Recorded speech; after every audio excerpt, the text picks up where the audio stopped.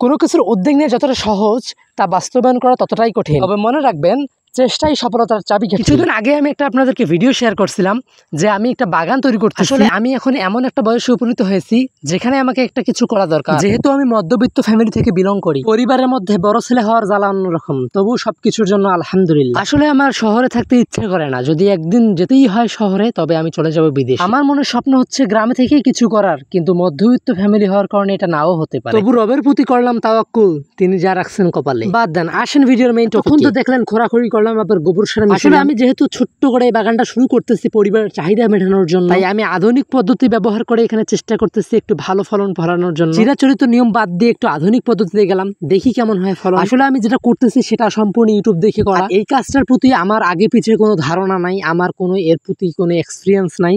অতএব প্রথম ভুল হতেও পারে। যারা ভিডিওটি দেখতেছেন তাদের মধ্যে একজন দক্ষ কৃষক থাকতেই পারে। তো আপনার মতো যদি কোনো আমার এখানে ভুল হয়ে থাকে তো অবশ্যই আমার কমেন্ট বক্সে জানাবেন, তা আমি সংশোধন করার চেষ্টা করব। এই যে ঢিপিগুলো দেখতে পাইতেছেন, এইখানে আমি রোপণ করলাম হচ্ছে করলার বীজ। এই করলার বীজের জাত হচ্ছে ইস্পাহানি কোম্পানির তৃপ্তি। যারা অভিজ্ঞ আছেন তারা অবশ্যই কমেন্টস করে যাবেন কোন জাতটা লাগালে আমি অবশ্যই বেশি ফলন পেতাম। আপনাদের কমেন্টসের উপর ভিত্তি করে আমি সামনের দিনে ওই জাতটি লাগাবো ইনশাআল্লাহ। ইনশাআল্লাহ ইস্পাহানি কোম্পানির তৃপ্তি কেমন ফলন দেয় তা আমি অবশ্যই আমার ভিডিওর মাধ্যমে শেয়ার করব। আপনাদেরকে বলে রাখি, এই যে দুইটা লাইন দেখতে পাইতেছেন, এই জায়গায় আমরা আসলে করলার বীজ লাগাবো এবং এখানেই একটু জায়গা আছে যেখানে আমরা সিমের বীজ লাগাবো। কোন কোম্পানি সেটা এখন মনে নেই, আসলে প্যাকেটটা ফেলে দেওয়া হয়েছে, কিন্তু জাতটা বলে দিচ্ছি। জাতটার নাম হচ্ছে বাড়ি সিম। যতটুকু শুনছি বাংলাদেশের প্রযুক্তিবিদগণ এই নতুন বীজটি উদ্ভাবন করেছে। আসলে এই যে ক্লিপগুলো দেখতে পাইতেছেন এগুলো প্রায় 10 দিন আগের। এখন আমি আপনাদেরকে বলতেছি এখন ওই বীজগুলোর কীরকম অবস্থা।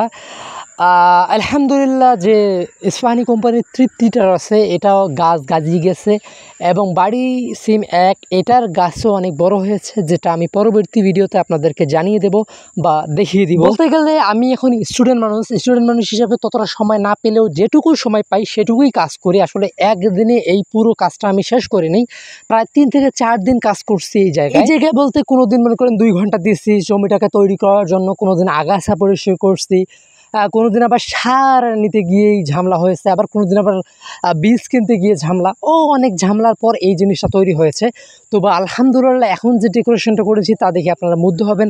সামনের ভিডিওতে আমি নিয়ে আসছি। আসলে দাদা যদি বাঁশ না রাইখা যাইতো তাহলে যে এখানে আমার কতটা খরচ হইতো তা আমি নিজেই জানি না। দাদার রাইখা যাওয়া বাঁশের কারণে আমি অনেক পত্তা পাইছি, তবুও আমার চারদিক দিয়ে বেড়াতে থেকে প্রায় 1000 টাকার উপরে খরচ হয়েছে। এছাড়াও তো কামলা খরচ আছে, জমি চাষ করা আছে, সব মিলে টাকা উঠবো না আমি জানি। আপনাদের সাপোর্ট এবং ভালোবাসার ফলেই আমরা এগিয়ে যেতে পারবো ইনশাআল্লাহ। আপনারা আমাদের পাশে থাকবেন, আর আপনারা যদি চান এরকম টাইপের ভিডিও তাহলে অবশ্যই আমাদের কমেন্ট সেকশনে কমেন্টস করে যাবেন।